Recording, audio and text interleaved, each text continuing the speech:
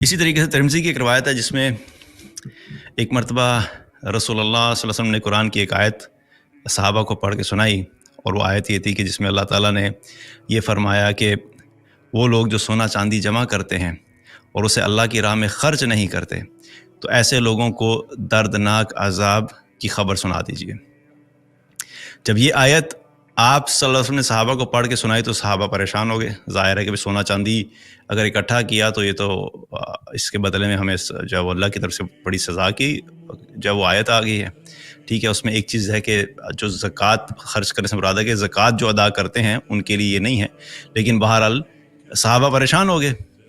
تو پھر صحابہ نے نبی کریم صلی اللہ علیہ وسلم سے سوال کیا اور کہا کہ اللہ کے رسول پھر ہمیں بتا دیجیے کہ پھر بہترین مال کیا ہے؟ اگر ہم سونا چاندی نہیں رکھیں تو پھر بہترین مال کیا ہے؟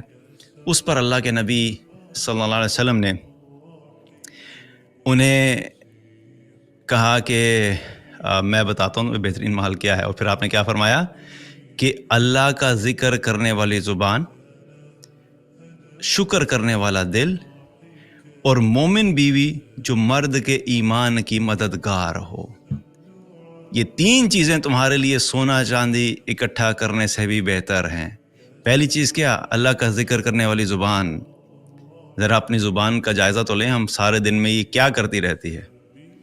سارا دن دنیا کی باتیں، سارا دن جو ہے وہ غیبت چل رہی ہے، جھوٹ چل رہا ہے، گالیاں چل رہی ہیں، جوکس چل رہے ہیں، گندے جوکس چل رہے ہیں، ایک دوسرے کا مذاق اڑایا جا رہا ہے، ایک دوسرے پر تنقید کی جا رہی ہے، ہر ایک کو کے بارے میں جو نیگیٹو باتیں ہو رہی ہیں، نیا سیل فون کون سا آیا ہے، نیا برانڈ کون سا لانچ ہوا ہے، فلاں نئی پروموشن کدھر لگی ہے، سارا وقت دنیا کی باتیں۔ تو یہ تو بہترین مال نہیں ہے۔ بہترین مال وہ کیا ہے؟ جو وہ زبان جو اللہ کا ذکر کرنے والی ہو، ٹھیک ہے۔ اس کا مطلب یہ نہیں کہ دنیا کی بات کر ہی نہیں سکتے ہیں ہر وقت، تو ظاہری بات ہے، نیچرلی یہ ایکسپیکٹیشن تھوڑی ہے کہ آپ سارا ٹائم بس اللہ کا ذکر کرتے رہیں گے۔ کوئی آپ سے آ کے پوچھے کہ بھئی یہ میں نے فلاں کوٹیشن کس کسٹمر کو بھیجنی ہے، تو آپ کہیں سبحان اللہ الحمدللہ، تو ایسا تو نہیں ہے۔ ظاہر ہے جو کام کی چیز ہے وہ کام کے وقت کرنا ہے، لیکن کام کے علاوہ فضول باتیں کرنے سے زیادہ بہتر کیا ہے کہ اللہ کا ذکر کیا جائے۔ یہ وہ زبان ہے جو اللہ کا ذکر کرنے والی ہے۔ اور دوسری چیز کیا فرمائی؟ شکر کرنے والا دل، کہ جس دل میں اللہ کا شکر ہوگا یہ بہت بڑا اور بہت بہترین مال ہے۔ اور تیسری کیا فرمائی؟ کہ وہ بیوی جو اپنے خامند کے ایمان میں اس کی مددگار ہو۔ یہ ایک بہت زبردست بات ہے کہ بیوی جو ہے اس کا ایک رول اس حدیث میں پتہ لگ رہا ہے، اور اس کے جو رسپانسبلٹیز ہیں ان میں سے ایک رسپانسبلٹی کیا ہے کہ وہ عورت اس وقت بہترین بیوی بنتی ہے جب وہ اپنے شوہر کے ایمان کی حفاظت کرنے میں اس کی مددگار ہو۔